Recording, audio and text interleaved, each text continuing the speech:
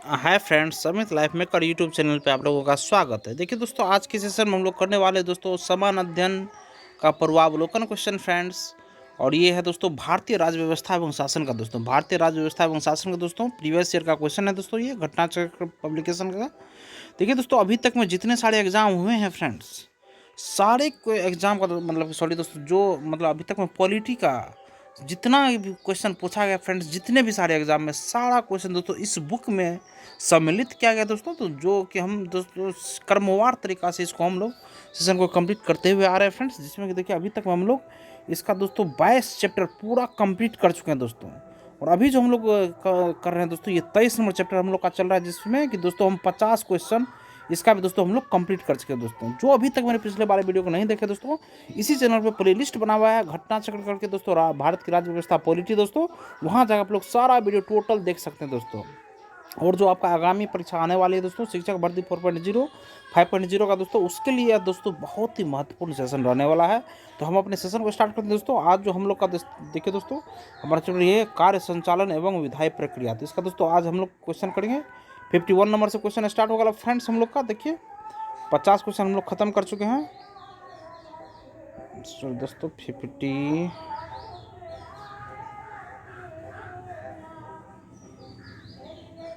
देखिए 50 हो गया दोस्तों। अब 51 करेंगे फ्रेंड्स।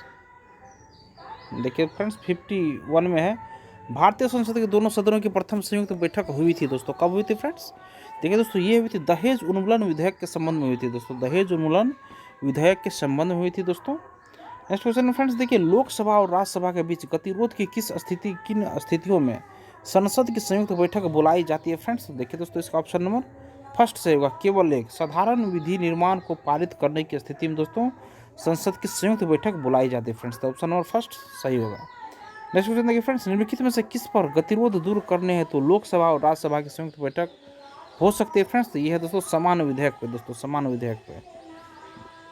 नेक्स्ट क्वेश्चन देखिए फ्रेंड्स, भारतीय संसद के दोनों सदनों की संयुक्त बैठक किस संबंध में होती है दोस्तों? तो देखिए फ्रेंड्स, इसका सही आंसर हो जाएगा सी में ऑप्शन, साधारण विधेयक पे दोस्तों, साधारण विधेयक के लिए होती है दोस्तों। नेक्स्ट देखिए फ्रेंड्स, नेक्स्ट क्वेश्चन हम लोग का, कोई कानूनी विधेयक संसद के किस पटल पर रखा जा सकता है? कानूनी विधेयक दोस्तों, तो ये दोनों में से संसद के किसी एक पटल पे दोस्तों ये रखा जा सकता है, राज्यसभा या लोकसभा किसी में भी दोस्तों। देखिए फ्रेंड्स, कोई कानूनी विधेयक संसद के दोनों सदनों में से एक के पटल पर रखा जा सकता है, जबकि धन विधेयक तथा अनुच्छेद 110 के खंड 1 के उपखंड क से उपखंड 4 में विनिर्दिष्ट किसी विषय के लिए उपबंध करने वाले वित्त विधेयक या संशोधन केवल लोकसभा में प्रस्तुत किए जा सकते हैं। नेक्स्ट क्वेश्चन देखिए फ्रेंड्स, निम्नलिखित कथनों में से कौन से सही हैं दोस्तों? कौन से कथन दोस्तों इसमें सही है फ्रेंड्स? देखिए दोस्तों, इसमें केवल ऑप्शन देखिए दोस्तों दूसरा सही है। इसमें राज्यसभा में लंबित कोई विधेयक जिसे लोकसभा ने पारित नहीं किया है, लोकसभा के विघटन पर व्यापकत नहीं होगा, व्यापकत नहीं होगा दोस्तों। देखिए फ्रेंड्स, ये ऑप्शन 2 सही होगा। इसका सोल्यूशन देख लेते हैं दोस्तों हम लोग। देखिए अनुच्छेद 107 के 3 के अंतर्गत संसद में लंबित विधेयक सदनों के सत्रावसान के कारण व्यापकत नहीं होगा, अतः कथन एक असत्य है। अनुच्छेद 107 के 5 के अनुसार लोकसभा में लंबित विधेयक अथवा लोकसभा द्वारा पारित एवं राज्यसभा में लंबित विधेयक लोकसभा के विघटन पर व्यापकत हो जाएगा, जबकि अनुच्छेद 107 के 4 के अंतर्गत राज्यसभा में लंबित विधेयक जिसको लोकसभा ने पारित नहीं किया है, लोकसभा के विघटन पर व्यापकत नहीं होगा, अर्थात कथन 2 सत्य है दोस्तों, विकल्प भी सही नहीं है फ्रेंड्स। नेक्स्ट क्वेश्चन देखिए, संविधान के किस प्रावधान में कहा गया है कि विधि के प्राधिकार के बिना न तो कोई कर लगाया जा सकता है और न ही एकत्रित किया जा सकता है दोस्तों? तो अनुच्छेद 265 में दोस्तों ऐसा कहा जा चुका है दोस्तों, अनुच्छेद 265 में कहा गया दोस्तों। देखिए फ्रेंड्स, संविधान के अनुच्छेद 265 में कहा गया है कि कोई कर विधि के प्राधिकार से ही अधिरोपित या संग्रहित किया जाएगा, अन्यथा नहीं। अनुच्छेद 266 भारत और राज्यों के संचित निधियों एवं लोक लेखे, अनुच्छेद 300 संघ एवं राज्यों के नाम से वाद और कार्यवाहियों द्वारा अनुच्छेद 368 संविधान संशोधन की प्रक्रिया से संबंधित है फ्रेंड्स। नेक्स्ट क्वेश्चन देखिए, भारत की संचित निधि से धन निर्गत पर किसका नियंत्रण रहता है दोस्तों? देखिए फ्रेंड्स, इसमें ऑप्शन नंबर डी सही होगा, उपयुक्त में से किसी का दोस्तों नहीं है। देखिए भारत की संचित निधि से धन निर्गत पर किसका नियंत्रण है, वहाँ लिखा है वो नियंत्रक वहाँ लिखा है, इसका भी नहीं दोस्तों, भारत के वित्त मंत्री का भी नहीं और न ही अनाधिकृत मंत्री का। देखिए दोस्तों, इसका सॉल्यूशन है भारतीय संविधान के अनुच्छेद 266 के अनुसार भारत की संचित निधि भारत सरकार को प्राप्त सभी राजस्व उस सरकार द्वारा राज्य हुंडियाँ निगर्भित करके उधार द्वारा या अग्रिम अर्थोपाय द्वारा लिए गए सभी उधार और उधारों के प्रतिसंदाय में उस सरकार को प्राप्त सभी धनराशियों से मिलकर बनती है। यह संसद के नियंत्रणाधीन होती है। संचित निधि से कोई भी धनराशि तब तक निर्गमित नहीं की जा सकती है जब तक संसद की अनुमति प्राप्त न कर ली जाए। इसलिए बजट प्रावधानों के अनुरूप कार्यपालिका को संचित निधि से धन निकालने का अधिकार तभी प्राप्त होता है जब संसद अनुच्छेद 114 के तहत विनियोग अधिनियम के माध्यम से इस हेतु अनुमति प्रदान करती हैं। नेक्स्ट क्वेश्चन देखिए फ्रेंड्स, करों और सरकारी कामकाज के निर्वाह में हुई अन्य प्राप्तियों से संघीय सरकार को प्राप्त हुआ समूचा राजस्व जमा होता है। दोस्तों कहाँ पे होता है फ्रेंड्स? ये होता है दोस्तों भारत की संचित निधि में जमा होता है। दोस्तों भारत की संचित निधि में जमा होता है फ्रेंड्स। देखिए दोस्तों, नेक्स्ट क्वेश्चन है, भारत की संचित निधि से निधि निकालने के लिए निम्नलिखित में से किसका अनुमोदन अनिवार्य है? दोस्तों तो ये है दोस्तों भारत की संसद का अनुमोदन अनिवार्य है फ्रेंड्स। नेक्स्ट क्वेश्चन देखिए, निम्नलिखित में से कौन सा एक भारत की संचित निधि से लिया जाने वाला अनिवार्य व्यय भार नहीं है? दोस्तों तो देखिए फ्रेंड्स, ऑप्शन नंबर 20 का सही होगा। दोस्तों भारत के निर्वाचन आयोग के सदस्यों के वेतन और पेंशन, ये दोस्तों भारत की संचित निधि से लिया जाने वाला अनिवार्य व्यय भार नहीं है फ्रेंड्स। और सर देखिए दोस्तों, वे ऋण जो भारत सरकार को चुकाने ये निकाला जाता है। उच्च न्यायालय के न्यायाधीशों को दी जाने वाली पेंशन और राज्यसभा के उपाध्यक्ष के भत्ते। देखिए फ्रेंड्स, इसका सॉल्यूशन है संविधान के अनुच्छेद 112 के 3 के अनुसार भारत की संचित निधि पर भारित हुआ इस प्रकार है। दोस्तों देखिए, सबसे पहले राष्ट्रपति की उपलब्धियां और भत्ते तथा उसके पद से संबंधित अन्य व्यय इससे निकाला जाता है। दोस्तों और देखिए, राज्यसभा के सभापति और उपसभापति के तथा लोकसभा अध्यक्ष और उपाध्यक्ष के वेतन और भत्ते इसी से दिए जाते हैं। और राष्ट्रपति का और राज्यसभा के सभापति, उपसभापति, लोकसभा के अध्यक्ष और उपाध्यक्ष के वेतन इसी से दिए जाते हैं। दोस्तों और देखिए फ्रेंड्स, ऐसे ऋण भार जिनका दायित्व भारत सरकार पर है, जिनके अंतर्गत ब्याज, निक्षेप, विधि भार और मोचन भार तथा उधार लेने और ऋण सेवा तथा ऋण मोचन से संबंधित अन्य व्यय है। दोस्तों नेक्स्ट देखिए दोस्तों, उच्चतम न्यायालय के न्यायाधीशों को या उनके संबंध में संदेह वेतन, भत्ते और पेंशन।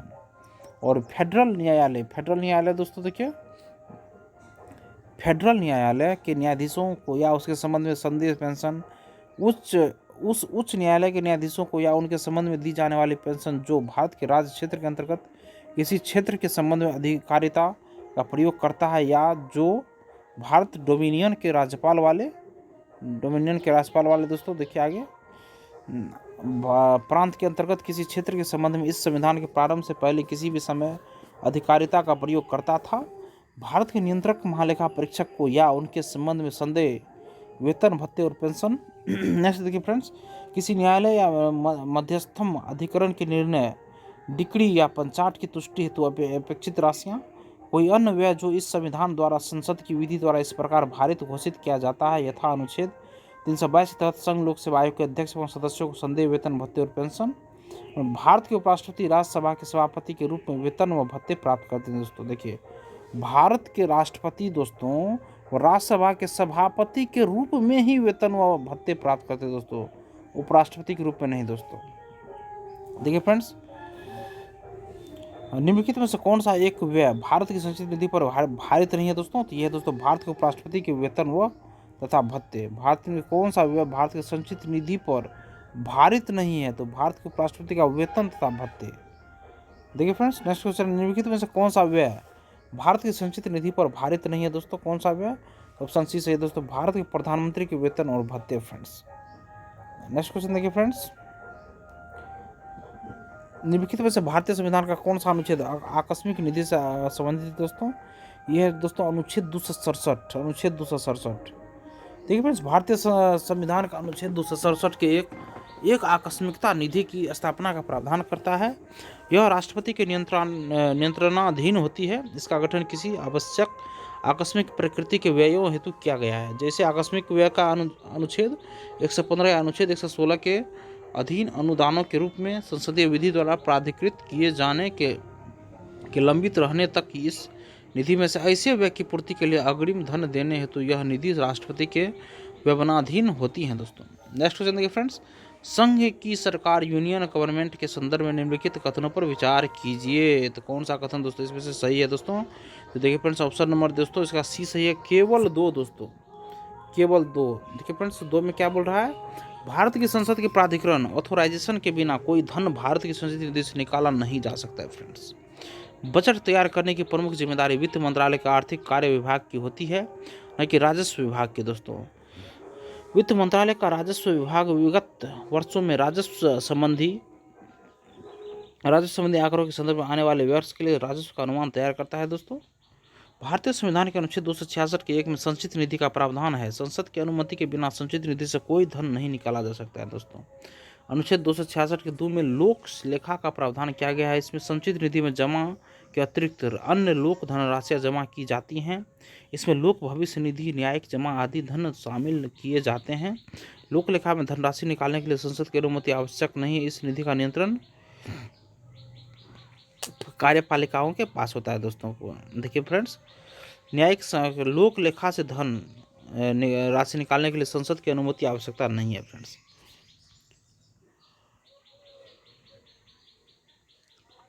नेक्स्ट क्वेश्चन देखिए फ्रेंड्स, निम्नलिखित में से कौन एक संघीय बजट की तैयारी और उसे संसद में पेश करने के लिए उत्तरदायी है दोस्तों? तो यह है दोस्तों आर्थिक कार्य विभाग दोस्तों, आर्थिक कार्य विभाग दोस्तों, आर्थिक कार्य विभाग। देखिए फ्रेंड्स, संघीय वित्त मंत्रालय का आर्थिक कार्य विभाग डिपार्टमेंट ऑफ इकोनॉमिक अफेयर्स संघीय बजट की तैयारी और उसे संसद में पेश करने के लिए उत्तरदायी है दोस्तों। नेक्स्ट क्वेश्चन देखिए, आकस्मिकता निधि को राष्ट्रपति कैसे व्यय कर सकते हैं दोस्तों? तो ये दोस्तों संसदीय स्वीकृति से पूर्व दोस्तों, संसदीय स्वीकृति से पूर्व दोस्तों।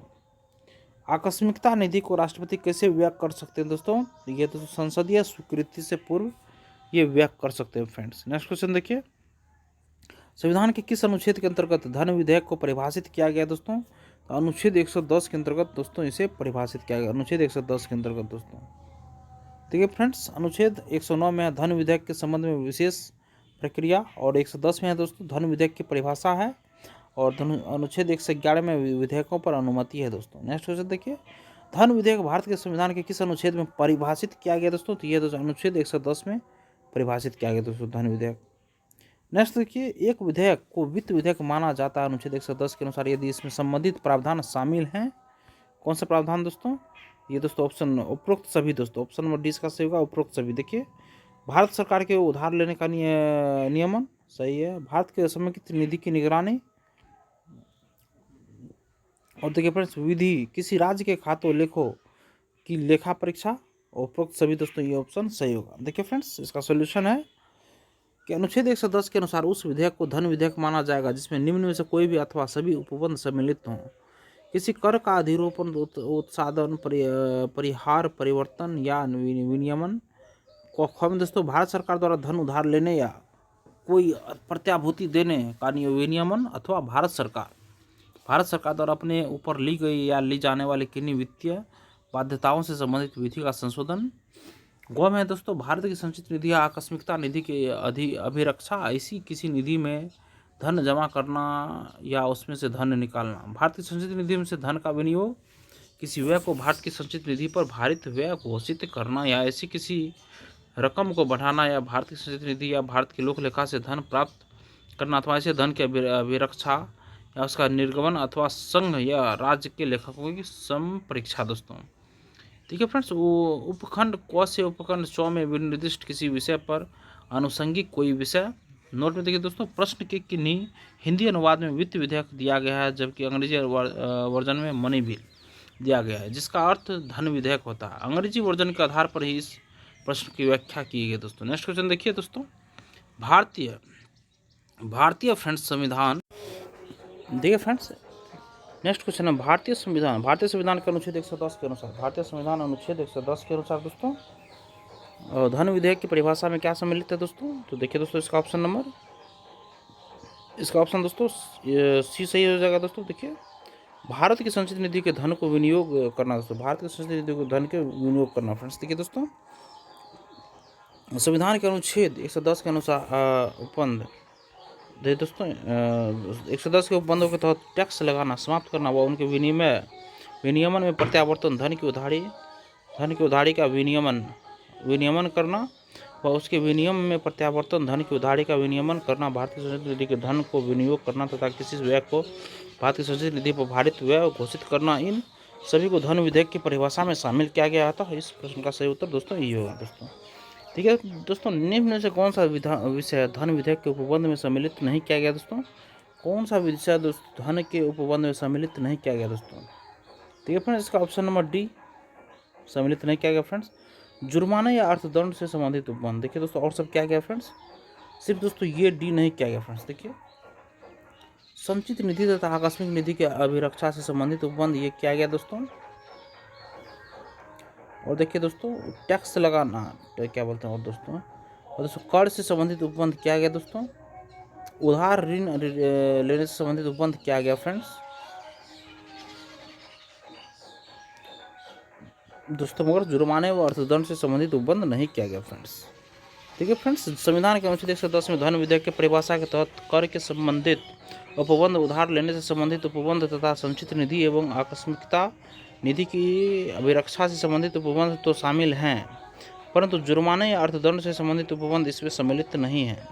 वस्तुतः अनुच्छेद 110 के खंड 2 के अनुसार कोई विधेयक केवल इस कारण धन विधेयक नहीं समझा जाएगा कि वह जुर्माने या अन्य अर्थदंडों के अधिरोपण का उपबंध करता है। नेक्स्ट क्वेश्चन देखिए फ्रेंड्स, निम्नलिखित में से सही क्या नहीं है दोस्तों? क्या सही नहीं है फ्रेंड्स? देखिए दोस्तों 6 और 7 दोस्तों ये सही नहीं है फ्रेंड्स, बाद में सब सही है दोस्तों।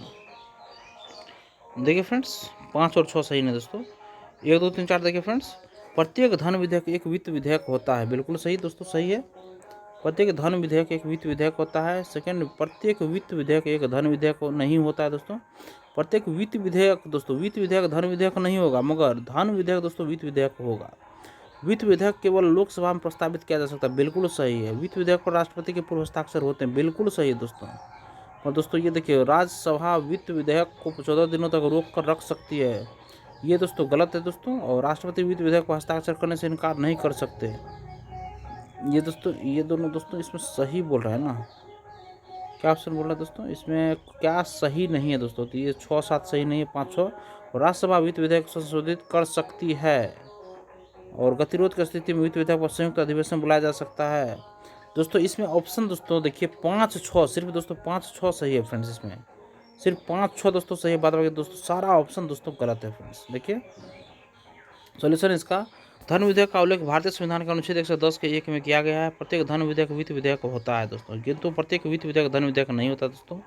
कोई विधेयक धन विधेयक है या नहीं, इसका निश्चय संविधान के अनुच्छेद 110 के 3 के तहत लोकसभा अध्यक्ष द्वारा किया जाता है, और उसका विनिश्चय अंतिम होता है। अनुच्छेद 110 के खंड 1 के उपबंध क के उपखंड 6 में विनिर्दिष्ट किसी विषय के लिए उपबंध करने वाले वित्त विधेयक एवं धन विधेयक दोनों को लोकसभा में ही पेश किया जाता है, जिसके लिए राष्ट्रपति की पूर्व अनुमति आवश्यक है दोस्तों। धन विधेयक पर राज्यसभा के मात्र 14 दिन का समय दिया जाता है, परंतु साधारण वित्त विधेयक जो धन विधेयक नहीं है दोस्तों, वो राज्यसभा अनिश्चितकालीन के लिए रोक सकती है। राज्यसभा इसमें संशोधन कर सकती है तथा असहमति की अवस्था में दोनों सदनों की संयुक्त बैठक बुलाई जा सकती है। राष्ट्रपति धन विधेयक को पुनर्विचार हेतु नहीं लौटा सकता, परंतु साधारण वित्त विधेयक को पुनर्विचार के लिए तो सदनों को वापस लौटा सकता है। देखिए दोस्तों बिल्कुल सही था दोस्तों, ये ऑप्शन गलत है कि राष्ट्रपति वित्त विधेयक को हस्ताक्षर करने से इनकार नहीं कर सकते। देखिए दोस्तों इस पे कर सकते हैं दोस्तों, इनकार कर सकते वित्त विधेयक पे, मगर धन विधेयक रहता तब नहीं करते। राज्यसभा वित्त विधेयक को 14 दिनों तक रोक कर रख सकती है, बिल्कुल दोस्तों ये गलत है, नहीं रख सकती है दोस्तों। नेक्स्ट क्वेश्चन देखिए फ्रेंड्स,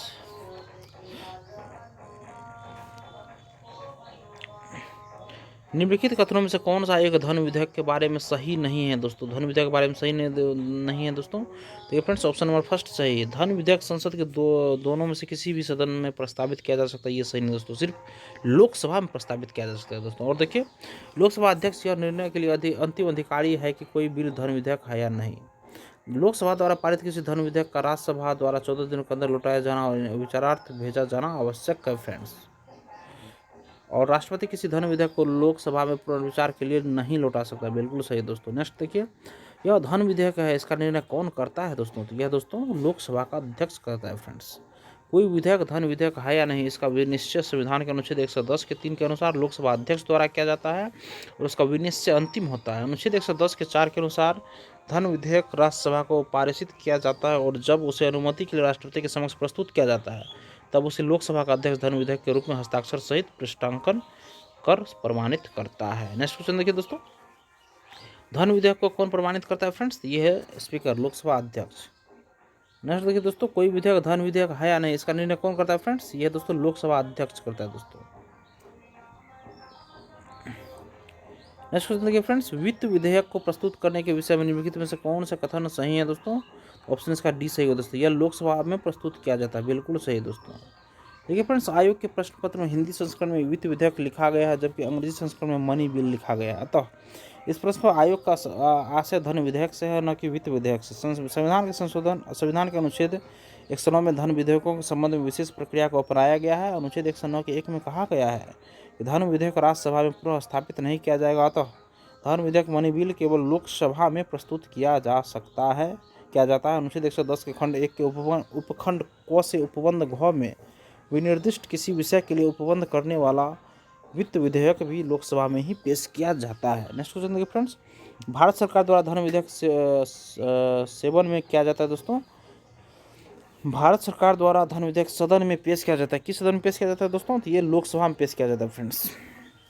नेक्स्ट देखिए, निम्नलिखित में से कौन सा एक कथन सही है दोस्तों? कौन सा कथन एक सही है दोस्तों? तो देखिए डी नंबर ऑप्शन सही है दोस्तों, धन विधेयक लोकसभा में पूर्व स्थापित किया जाता है, बिल्कुल सही दोस्तों। संविधान के अनुच्छेद 109 के 1 के अनुसार धन विधेयक राज्यसभा में पूर्व स्थापित नहीं किया जा सकता दोस्तों। धन विधेयक लोकसभा में ही पुनः स्थापित प्रस्तुत किया जाता है। धन विधेयक लोकसभा द्वारा पारित किए जाने के पश्चात राज्यसभा को उसकी सिफारिशों के लिए पारित किया जाता है, जिसे राज्यसभा अधिकतम 14 दिनों तक ही रोक सकती है। अनुच्छेद 109 के 5 के अनुसार यदि राज्यसभा धन विधेयक को 14 दिनों की अवधि में नहीं लौटाती है तो उसे राज्यसभा द्वारा भी उसी रूप में पारित मान लिया जाता है जिसमें वह लोकसभा द्वारा पारित किया गया था दोस्तों। नेक्स्ट क्वेश्चन देखिए फ्रेंड्स, धन विधेयक पेश किया जा सकता है दोस्तों? ये दोस्तों ऑप्शन नंबर इसका ये सही होगा, केवल लोकसभा में दोस्तों। नेक्स्ट क्वेश्चन देखिए, निम्नलिखित कथनों में से कौन से कथन सही नहीं है दोस्तों? देखिए ऑप्शन नंबर बी दोस्तों सही नहीं है, धन विधेयक की शुरुआत राज्यसभा में होती है दोस्तों। ये ऑप्शन बिल्कुल गलत है दोस्तों। धन संपत्ति के मामले में राज्यसभा शक्ति है दोस्तों, ये सही है। और लोकसभा द्वारा पारित किए जाने के बाद राज्यसभा को 14 दिनों के भीतर विधेयकों को पारित करना होता है दोस्तों, ये भी सही है।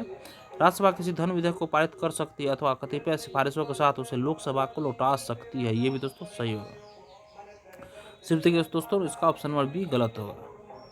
देखिए दोस्तों नेक्स्ट क्वेश्चन, निम्नलिखित में से कौन सा कथन सही है दोस्तों? तो ऑप्शन देखिए दोस्तों इसका बी सही होगा, धन विधेयक लोकसभा में प्रस्तुत होता है दोस्तों। धन विधेयक लोकसभा में प्रस्तुत होता है दोस्तों, ये ऑप्शन सही है दोस्तों। नेक्स्ट क्वेश्चन देखिए फ्रेंड्स, धन विधेयक कहाँ पर स्थापित किया जाता है दोस्तों? तो ये ऑप्शन इसका दोस्तों ये सही होगा, लोकसभा में, बिल्कुल सही है फ्रेंड्स। नेक्स्ट क्वेश्चन देखिए फ्रेंड्स, भारत के संविधान के अंतर्गत एक धन विधेयक को प्रस्तुत किया जाता है, इसका ऑप्शन नंबर सी सही होगा दोस्तों, लोकसभा में प्रस्तुत किया जाता है फ्रेंड्स, लोकसभा में प्रस्तुत किया जाता है। नेक्स्ट क्वेश्चन देखिए, लोकसभा द्वारा पारित धन विधेयक राज्यसभा द्वारा भी पारित मान लिया जाएगा यदि राज्यसभा द्वारा उस पर कोई कार्यवाही नहीं की जाती है दोस्तों। तो ऑप्शन बी इसका सही होगा, ऑप्शन नंबर बी दोस्तों 14 दिनों तक। देखिए फ्रेंड नेक्स्ट क्वेश्चन, अगर कोई धन विधेयक लोकसभा द्वारा स्वीकृत हो जाए तो राज्यसभा उसे अधिक से अधिक रोक सकती है कितने दिनों तक दोस्तों? तो 14 दिन तक रोक सकती है फ्रेंड्स। नेक्स्ट क्वेश्चन देखिए, लोकसभा द्वारा विचारार्थ भेजे गए धन विधेयक को राज्यसभा अधिकतम कितने दिनों तक रोके रख सकती है दोस्तों? 14 दिन तक दोस्तों रोके रख सकती है दोस्तों। नेक्स्ट क्वेश्चन देखिए फ्रेंड्स, राज्यसभा में धन विधेयक प्राप्त होने के कितने दिनों के अंदर इसे लोकसभा को वापस किया जाना चाहिए दोस्तों? तो 14 दिनों के अंदर फ्रेंड्स, 14 दिनों के अंदर। नेक्स्ट क्वेश्चन देखिए फ्रेंड्स, निम्न क्रियाविधियों में से कौन सी ऐसी धन विधेयक को अंगीकार करा लेगी जो एक बार लोकसभा द्वारा पारित किया जा चुका है किंतु राज्यसभा द्वारा संशोधित किया गया हो? तो देखिए फ्रेंड्स इसका दोस्तों ऑप्शन नंबर दोस्तों देखिए इसका ऑप्शन नंबर डी सही होगा, यह पारित समझा जाएगा यदि लोकसभा इसे दोबारा संशोधन को अस्वीकार अथवा अस्वीकार करते हुए पास कर दे दोस्तों। देखिए निम्न क्रियाविधि में कौन सी ऐसी धन विधेयक को अंगीकार करा लेगी जो एक बार लोकसभा द्वारा पारित किया जा चुका है किंतु राज्यसभा द्वारा संशोधित किया गया हो दोस्तों। नेक्स्ट क्वेश्चन देखिए फ्रेंड, इसका सोल्यूशन है, अनुच्छेद 109 के प्रावधानों के तहत धन विधेयक के संदर्भ में लोकसभा को अधिक विशिष्ट अधिकार प्राप्त है एवं राज्यसभा के अधिकार सीमित है। अतः यदि राज्यसभा ने लोकसभा द्वारा पारित धन विधेयक में कोई संशोधन किया है तो लोकसभा इसे स्वीकार या अस्वीकार करते हुए पारित कर सकते हैं दोस्तों। नेक्स्ट क्वेश्चन देखिए, कोई विधेयक जिसमें केवल व्यय असंबंधित है और अनुच्छेद 110 में निर्दिष्ट कोई विषय इसमें सम्मिलित नहीं है उसे दोस्तों ऑप्शन 20 का सही होगा, संसद के किसी भी सदन में प्रारंभ किया जा सकता है दोस्तों। देखिए दोस्तों, इसका सोल्यूशन है कोई विधेयक जिसमें केवल व्यय अंतर्वलित है और अनुच्छेद 110 में विनिर्दिष्ट कोई विषय उसमें सम्मिलित नहीं है तो उसे संसद के किसी भी सदन में प्रारंभ किया जा सकता है। इसे साधारण विधेयक की तरह प्रयोग किया जाता है तथा इसके लिए भी वही प्रक्रिया अपनाई जाती है जो साधारण विधेयक के लिए अपनाई जाती है। तथापि अनुच्छेद 117 के 3 के अनुसार भारत की संचित निधि से व्यय करने संबंधी उपबंध वाला विधेयक संसद के किसी सदन द्वारा तब तक पारित नहीं किया जाएगा जब तक ऐसे विधेयक पर विचार करने के लिए उस सदन से राष्ट्रपति ने सिफारिश नहीं की है। दोस्तों नेक्स्ट क्वेश्चन देखिए फ्रेंड्स, निम्नलिखित में से कौन सा शब्द शब्दावली भारत के संविधान में उल्लिखित नहीं है। दोस्तों देखिए फ्रेंड्स, इसका ऑप्शन नंबर सी उल्लिखित नहीं है। दोस्तों बजट, कौन सा शब्दावली भारत के संविधान में उल्लिखित नहीं है दोस्तों? बजट दोस्तों संविधान में नहीं है। वार्षिक वित्तीय विवरण है दोस्तों, विनियोग विधेयक है दोस्तों, भारत की संचित निधि है। दोस्तों देखिए संविधान में बजट शब्द का उल्लेख कहीं नहीं है दोस्तों, जबकि अनुच्छेद 112 के अंतर्गत वार्षिक वित्तीय विवरण शब्द का उल्लेख है। फ्रेंड्स नेक्स्ट क्वेश्चन देखिए, बजट पर संसद के नियंत्रण के विषय में निम्नलिखित में से कौन सी बात सही नहीं है दोस्तों? तो देखिए फ्रेंड्स, इसका ऑप्शन नंबर बी, संसद को समेकित निधि पर प्रभारित व्यय को बढ़ाने की शक्ति दोस्तों नहीं है। दोस्तों बाद में देखिए, बजट के निर्माण में संसद का कोई हाथ नहीं होता है। दोस्तों संसद को राष्ट्रपति की सिफारिश के बिना कोई कर आरोपित करने की शक्ति प्राप्त नहीं है। संसद को राष्ट्रपति की सिफारिशों के बिना किसी कर में वृद्धि करने की शक्ति प्राप्त नहीं है। फ्रेंड्स नेक्स्ट क्वेश्चन देखिए दोस्तों, इसका नेक्स्ट क्वेश्चन देखिए फ्रेंड्स, ये थोड़ा पीडीएफ बनाने में थोड़ा सा दोस्तों देखिए कि यदि वार्षिक संघीय बजट लोकसभा द्वारा पारित नहीं होता तो दोस्तों देखिए प्रधानमंत्री अपनी मंत्रिपरिषद का त्यागपत्र पेश कर देता है। बिल्कुल सही दोस्तों, वार्षिक संघीय बजट के लोकसभा द्वारा पारित न होने का तात्पर्य दोस्तों लोकसभा में सरकार के अल्पमत में आ जाने से है। ऐसी स्थिति में प्रधानमंत्री अपनी मंत्रिपरिषद का त्यागपत्र प्रस्तुत करेगा। फ्रेंड्स नेक्स्ट क्वेश्चन देखिए दोस्तों, ये भी दोस्तों पीडीएफ में थोड़ा सा प्रॉब्लम है दोस्तों, यहाँ ये देख लिए, आर्थिक सर्वेक्षण प्रतिवर्ष संसद में प्रस्तुत किया जाता है दोस्तों, जिसका ऑप्शन ए सही होगा। आगामी वर्ष के बजट के प्रस्तुतिकरण के पूर्व दोस्तों, आगामी वर्ष के बजट के प्रस्तुतिकरण के बजट के प्रस्तुत करने के बाद दोस्तों आर्थिक सर्वेक्षण प्रतिवर्ष संसद में प्रस्तुत किया जाता है। नेक्स्ट क्वेश्चन देखिए फ्रेंड्स, इसका सोल्यूशन है चालू वर्ष का आर्थिक सर्वेक्षण प्रतिवर्ष संसद में आगामी वर्ष के बजट के प्रस्तुतिकरण के पूर्व प्रस्तुत किया जाता है, जिसमें चालू वर्ष में अर्थव्यवस्था के विभिन्न क्षेत्रों की प्रगति एवं गतिविधियों के साथ राजकोषीय विवरण प्रस्तुत किया जाता है। नेक्स्ट क्वेश्चन देखिए फ्रेंड्स, लेखानुदान संघ सरकार को अनुमति प्रदान करता है किस चीज़ के लिए दोस्तों? तो दोस्तों ये करता है दोस्तों, ऑप्शन नंबर डी सही होगा, निश्चित अवधि के लिए भारतीय संचित निधि से धन निकालने के लिए दोस्तों करता है। तो ऑप्शन नंबर डी सही होगा दोस्तों। देखिए फ्रेंड्स, नेक्स्ट क्वेश्चन हम लोग का लेखानुदान बना है दोस्तों, लेखानुदान जो बना है दोस्तों, ये है ऑप्शन नंबर दोस्तों इसका सी सही होगा। बजट पारित होना संचित क्या बोलते लंबित होने के कारण निधि आवंटन हेतु दोस्तों ये ऑप्शन नंबर सी लेखानुदान बना है। फ्रेंड्स देखिए दोस्तों, नेक्स्ट क्वेश्चन, संसद में लेखा के लिए वोट आवश्यक होता है दोस्तों, ऑप्शन नंबर सी देखिए दोस्तों सही है, जब समान बजट के समय सीमा के अंदर पारित होने की आशा नहीं होती दोस्तों तब। ठीक है फ्रेंड्स, नेक्स्ट क्वेश्चन, लेखानुदान, लेखानुमोदन और अंतरिम बजट के बीच क्या अंतर है फ्रेंड्स? इसका ऑप्शन नंबर दोस्तों देखिए बी सही होगा, केवल 2। लेखानुमोदन सरकार के बजट के व्यय पक्ष मात्र से संबद्ध होता है, जबकि अंतरिम बजट में व्यय तथा आवती दोनों सम्मिलित होते हैं दोस्तों। अंतरिम बजट में दोस्तों लेखानुदान सरकार के बजट के व्यय पक्ष सिर्फ रहता है उसमें दोस्तों। देखिए फ्रेंड्स, नेक्स्ट क्वेश्चन फ्रेंड्स देखिए, ये भी दोस्तों समान वित्तीय विधायन में चरण सम्मिलित है दोस्तों, कौन सा दोस्तों इसमें सही होगा फ्रेंड्स? दोस्तों इसमें देखिए 1 2 3 4 5, 1 2 3 5 सही है। बजट का प्रस्तुतिकरण समान वित्तीय विधान में दोस्तों बजट पर चर्चा भी है, उसके बाद दोस्तों विनियोग विधेयक को पारित करना भी है, वित्त विधेयक की पारित करना दोस्तों, लेखानुदान इसमें नहीं है दोस्तों। देखिए फ्रेंड, बजट का प्रस्तुतिकरण, बजट पर चर्चा, विनियोग विधेयक को पारित करना तथा वित्त विधेयक को पारित करना समान वित्तीय विधायन के चरण है, जबकि लेखानुदान, प्रत्यानुदान एवं आपदानुदान अनुच्छेद 116 इसमें शामिल नहीं है दोस्तों। नेक्स्ट क्वेश्चन देखिए फ्रेंड्स, संसद में विधायन प्रस्ताव की पहल करने से पहले भारत के राष्ट्रपति की पूर्व स्वीकृति आवश्यक है। तो देखिए फ्रेंड्स, इसका सही हो जाएगा दोस्तों, ऑप्शन नंबर डी सही होगा। उपयुक्त सभी दोस्तों ऑप्शन इसका दोस्तों सारा ऑप्शन सही होगा। फ्रेंड्स देखिए, संसद में विधायन प्रस्ताव की पहल करने से पहले भारत के राष्ट्रपति की पूर्व स्वीकृति आवश्यक है। एक नवीन राज्य के गठन से संबंधित विधेयक पर ऐसे कराधान विधेयक जिसमें राज्यों का हित निहित हो, राज्यों की सीमाओं में फेरबदल करने संबंधित विधेयक पर और धन विधेयक पर दोस्तों राष्ट्रपति की पूर्व अनुमति आवश्यक है फ्रेंड्स। देखिए फ्रेंड्स, प्रश्नगत सभी विकल्पों में प्रस्तुत विधायन प्रस्ताव संसद में प्रस्तुत करने से पूर्व राष्ट्रपति की पूर्व स्वीकृति आवश्यक है। नेक्स्ट क्वेश्चन देखिए फ्रेंड्स, निम्नलिखित प्रस्तावों में से किसका संदर्भित संबंध संघीय बजट से है दोस्तों? तो दोस्तों कटौती प्रस्ताव का। देखिए फ्रेंड्स, निंदा प्रस्ताव सरकार की दोषपूर्ण नीतियों की आलोचना के लिए लाया जाता है। ध्यानाकर्षण प्रस्ताव, देखिए ध्यान आकर्षण दोस्तों प्रस्ताव किसी अत्यावश्यक सार्वजनिक महत्व के विषय पर संबंधित मंत्री का ध्यान आकृष्ट करने और उससे पद एवं सत्ता के अनुरूप औपचारिक कथन की प्राप्ति के लिए लाया जाता है। कटौती प्रस्ताव देखिए फ्रेंड्स, बजट पेश होने पर अनुदान मांगों पर बहस के दौरान संसद सदस्यों को धनराशि में वृद्धि का अधिकार नहीं है, वे मात्र कमी कर सकते हैं और ऐसा वे कटौती प्रस्ताव के द्वारा करते हैं, जो 3 प्रकार के होते हैं: नीति निर्नुमोदन कटौती, सांकेतिक कटौती एवं मितव्ययिता कटौती। स्थगन प्रस्ताव देखिए फ्रेंड्स, किसी अत्यावश्यक सार्वजनिक महत्व के विषय पर सदन के सदस्यों का ध्यान आकृष्ट करने हेतु लाया जाता है दोस्तों। नेक्स्ट देखिए, कटौती प्रस्ताव का उद्देश्य क्या है फ्रेंड्स? ऑप्शन नंबर सी इसका सही है, बजट प्रस्तावों के खर्च में कमी का प्रस्ताव प्रस्तुत करना फ्रेंड्स। बजट के अनुदान मांगों में संशोधन हेतु लोकसभा या राज्यसभा की विधानसभा में प्रस्तुत किया जाने वाला प्रस्ताव कटौती प्रस्ताव कट मोशन कहलाता है। इसके तहत सरकार द्वारा प्रस्तुत अनुदान मांगों को अनुचित बताते हुए इसमें कमी का प्रस्ताव लाया जाता है दोस्तों। नेक्स्ट क्वेश्चन देखिए फ्रेंड्स, निम्नलिखित में से कौन सही सुमेलित नहीं है दोस्तों? कौन सा सही सुमेलित नहीं है फ्रेंड्स? इसका ऑप्शन नंबर देखिए डी नंबर दोस्तों, लेखानुदान। बजट मांगों को पूर्ण रूप से वित्तीय वर्ष के लिए पारित करना दोस्तों, ये लेखानुदान।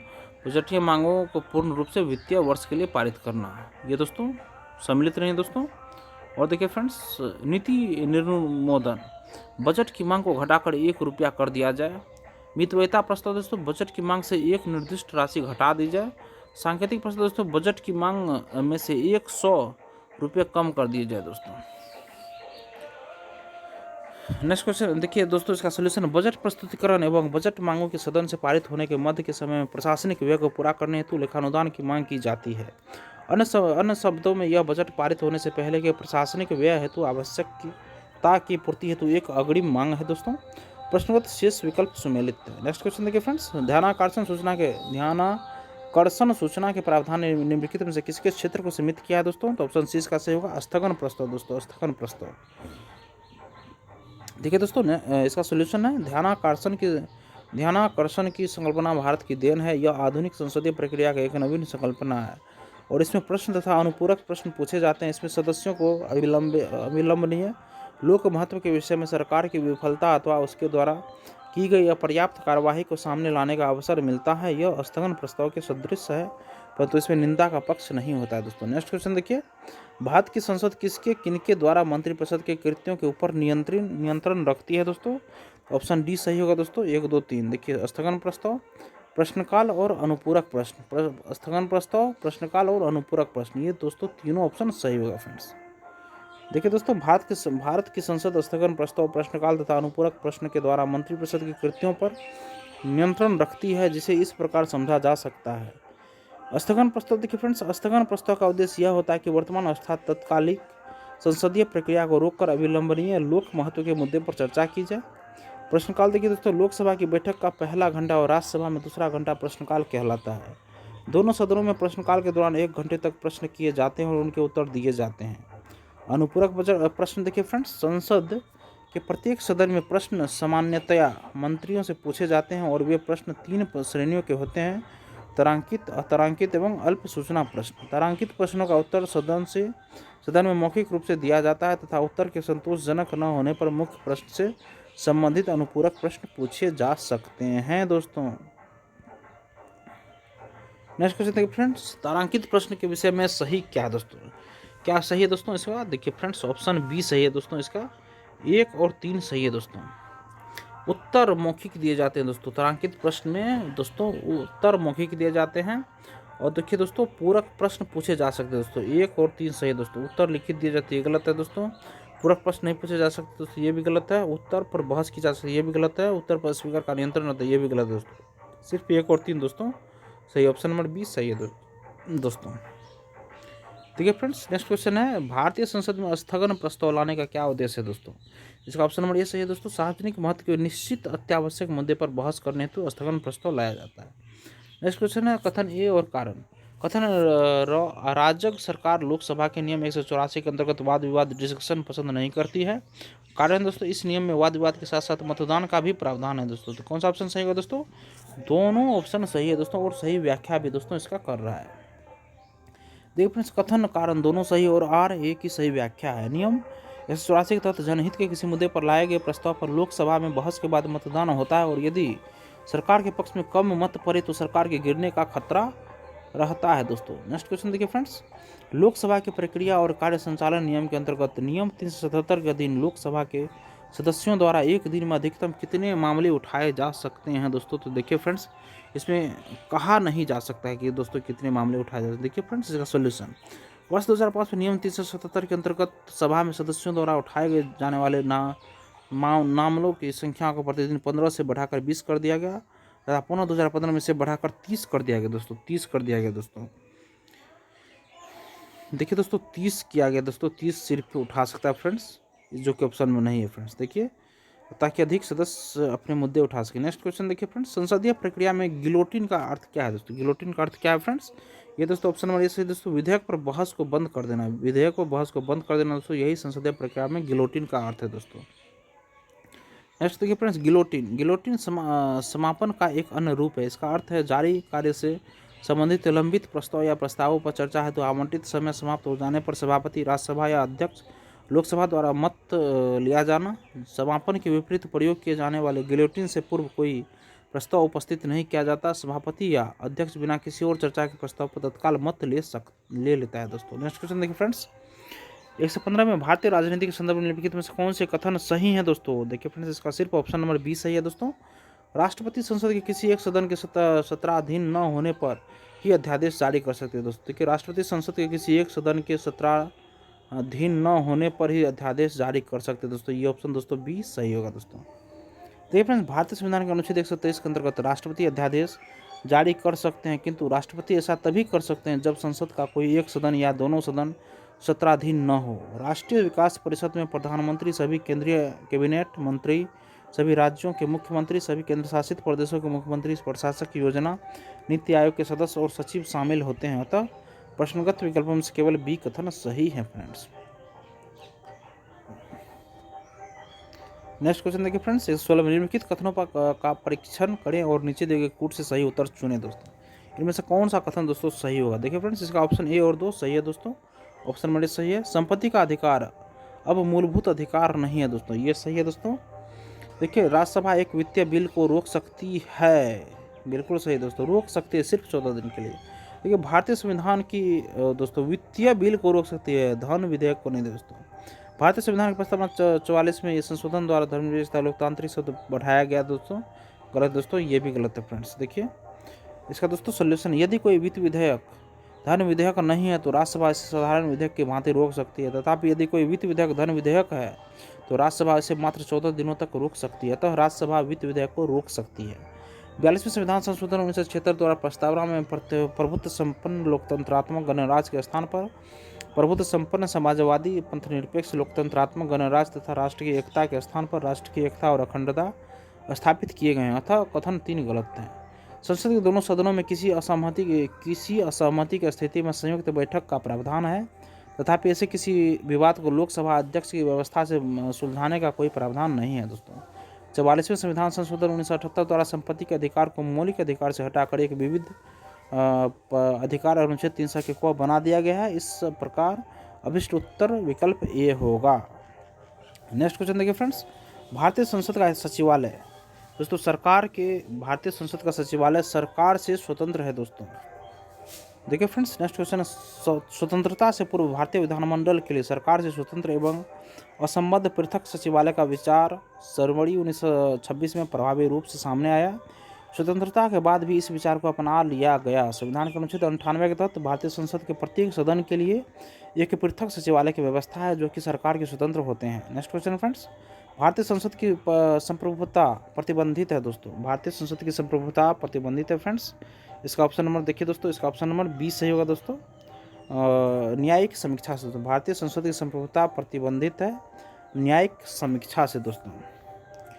देखिए फ्रेंड्स, इसका सॉल्यूशन है भारतीय संविधान के तहत संसद सर्वोच्च विधि निर्मात्री संस्था है, परंतु उसके द्वारा निर्मित विधि संविधान के मौलिक ढांचे का अतिक्रमण न करे, इस हेतु सर्वोच्च न्यायालय इसकी न्यायिक समीक्षा कर सकता है। नेक्स्ट क्वेश्चन देखिए फ्रेंड्स, भारतीय संसद का स्वर्ण जयंती समारोह मनाया गया था दोस्तों, तो 13 मई 2002 ईस्वी को भारतीय संसद का स्वर्ण जयंती समारोह मनाया गया था दोस्तों 13 मई 2002 ईस्वी को। देखिए फ्रेंड्स, 13 मई 2002 को भारतीय संसद की औपचारिक स्थापना प्रथम लोकसभा चुनाव के पश्चात 13 मई 1952 को प्रारंभ प्रथम अधिवेशन से है दोस्तों।